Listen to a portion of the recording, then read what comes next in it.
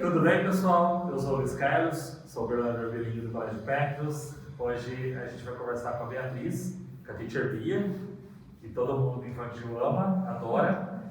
Ela é a professora do maternal até o Jardim 2. E a Teacher Bia está aqui especificamente para conversar hoje, porque nós vamos falar um pouquinho sobre o que o inglês nos beneficiou fora da docência, né? Porque é muito fácil a gente falar, você é professor de inglês, você tem que falar inglês, então é normal.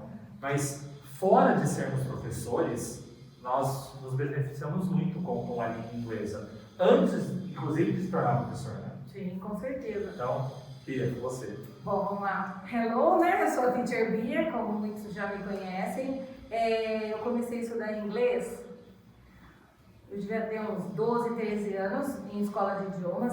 Antes eu tinha dentro da escola. E aí, desde então, eu não parei. Minto, se eu não falar que não parei, eu parei acho que um ano, porque eu fiquei aquela parte de adolescência que você não quer mais estudar, mas depois eu pedi para voltar a estudar o inglês, porque já fazia parte do meu dia a dia. Quando eu voltei a estudar, eu tinha essa vontade louca de vivenciar o que a gente sempre viu nos filmes e nos livros, que era vivenciar a vida de um nativo, digamos assim, americano. Foi quando eu tive a oportunidade de fazer o intercâmbio. Dentro do intercâmbio, por eu já ter a experiência de ter estudado 8, 9 anos de inglês aqui antes de ir, eu tive essa facilidade lá fora de aprender, de aperfeiçoar a minha fluência. Porque muita gente acha que o intercâmbio, a pessoa vai, aí vamos supor, ela não fala nada. Eu tinha uma intercambista lá, que eu conheci uma brasileira, e era muito isso. Ela não sabia absolutamente nada. E quando eu cheguei lá, ela já estava 6 meses. O meu inglês, quando eu cheguei lá, era melhor que o dela, que já estava 6 meses nos Estados Unidos. E aí a família, eu lembro que a host family dela falava assim: nossa, Bia, mas você só faz 2 meses que está aqui? Mas por quê? Porque aqui eu já estudava. Então eu falava assim: a pessoa vai fazer intercâmbio, não é só fazer intercâmbio, ela tem que ter um know-how, né, precedente assim, e depois lá ela também tem que se dedicar aos estudos, porque isso vai te dar a oportunidade de vivenciar aquele cotidiano. Às vezes a pessoa vai para fora, ela acaba juntando só com os brasileiros, né?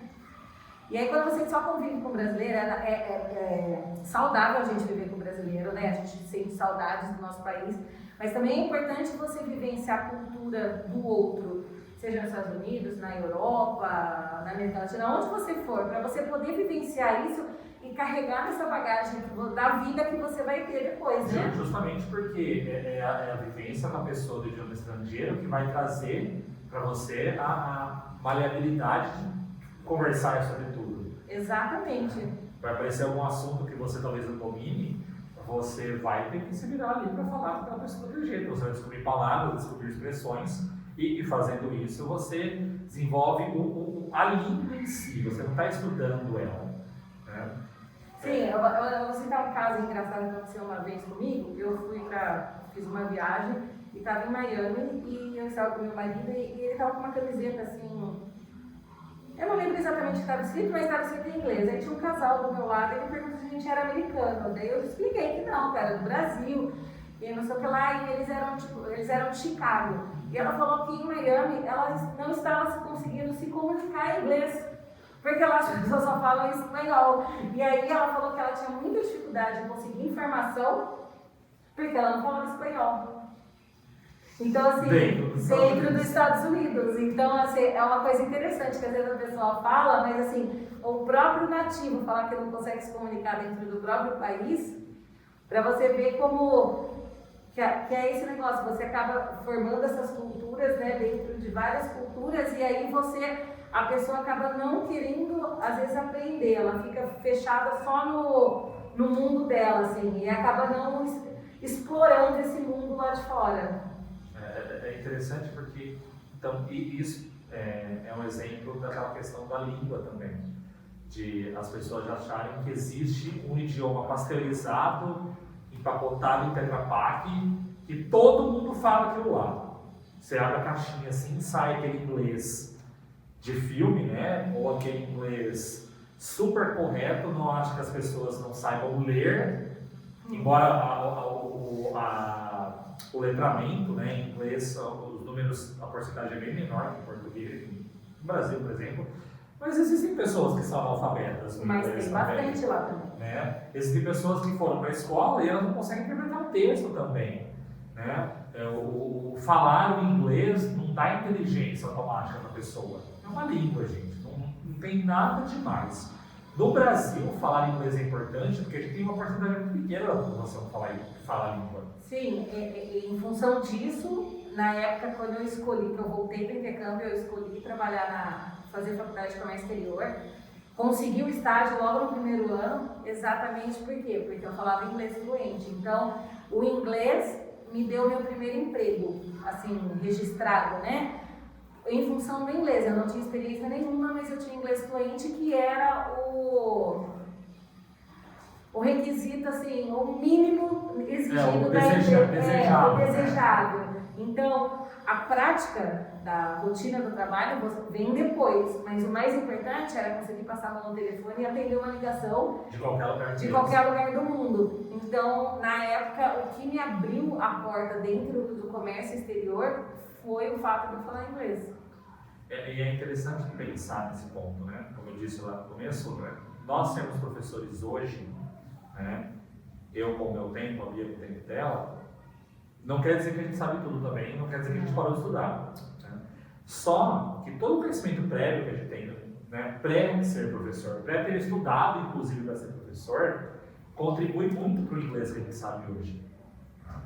Porque existe essa ideia de que você tem um curso limitado, um tempo, que aí em 5 anos, pessoal bem realista, você vai saber inglês. Sim, você vai saber inglês, mas do mesmo jeito que o português cresce com a gente, o inglês também vai crescer com a gente. Né? Não é porque você foi lá e tirou o diploma avançado da escola do Zezinho, que você vai ser avançado, porque também tem isso. Segundo, que você vai parar de estudar. Né? Não tem como. A língua não é um fim, a língua é um meio.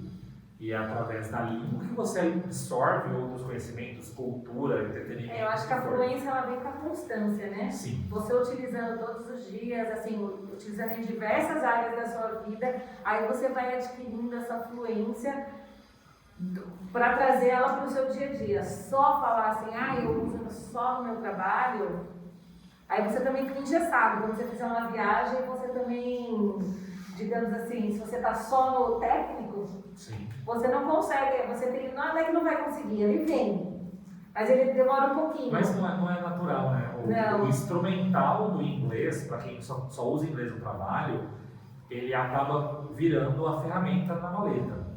Né? A pessoa, e aí a gente tem que pensar no nosso lado como professor, eu acho que a última coisa que a gente faz é ensinar a língua. É verdade. Né? Porque é a nossa prática que mostra para o aluno como ela é. Pensa, a Bia está no infantil, depois da Bia vem a Mari, depois vem a Ariel, depois da Ariel, lá no 6º ano, o aluno começa a aprender a estrutura do inglês formal. Aí que vem o verbo to be, né, que o pessoal fala que aprende sempre. Né? Mas toda essa base de língua que os alunos têm, de vocabulário, de mundo concreto, é o infantil que dá, e isso é falado para eles. A gente não tem registro formal de quando isso vai aparecer para o aluno.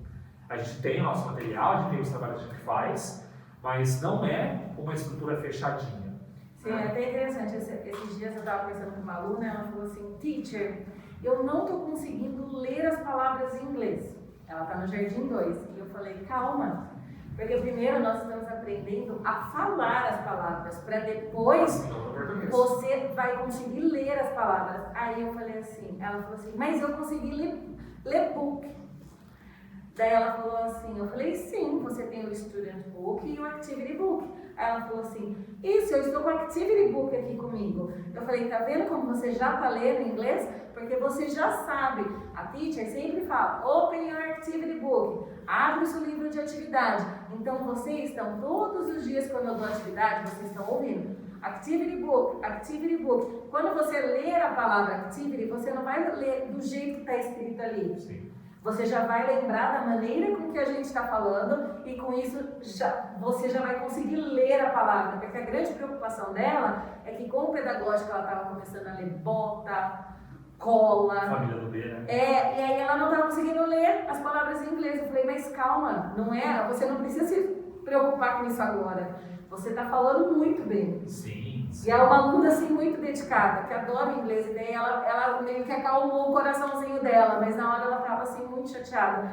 Teacher, eu não estou conseguindo ler as palavras em inglês. E é uma experiência que a gente tem para passar para o aluno de quem já passou por isso também, né? De quem tem isso desenvolvido. Né?